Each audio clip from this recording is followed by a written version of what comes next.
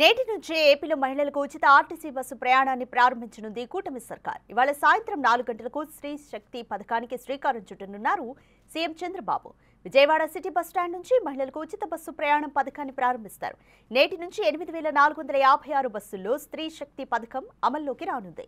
విజయవాడ నుంచి ఆర్టీసీ బస్సులో మహిళలతో కలిసి సీఎం చంద్రబాబు కొంత దూరం ప్రయాణించనున్నారు.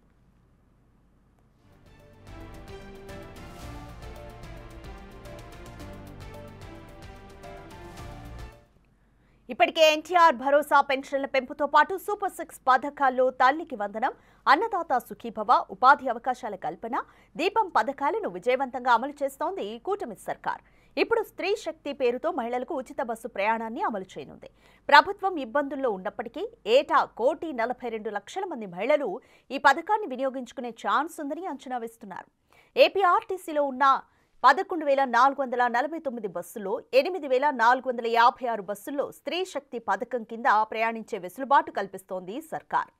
Palle Velugu, ultra Palle Velugu, city ordinary, metro express బస్సులో మహిళలు ఉచితంగా ప్రయాణించొచ్చు.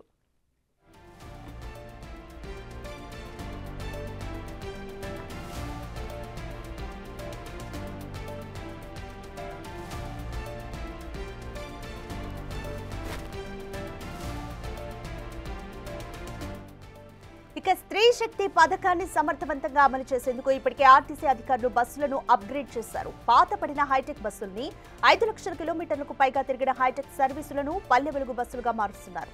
ఇప్పటికే రీజియన్ల వారీగా ఆర్టీసీ ప్రక్రియను ప్రారంభించింది.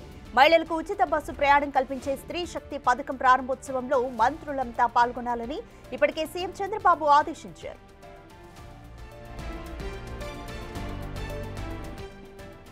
మొత్తంగా స్త్రీ శక్తి పథకం ద్వారా ఒక్కో కుటుంబానికి నెలకు సగటున 4,000 వరకు ఆర్థికంగా మేలు జరగనుంది.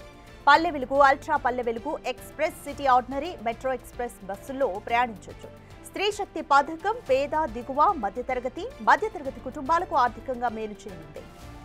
నిత్యం ఉద్యోగాలు, ఉపాధి నిమిత్తం బస్సుల్లో రాకపోకలు జరిపే మహిళలకు ఇకపై ఛార్జీల భారం ఉండదు.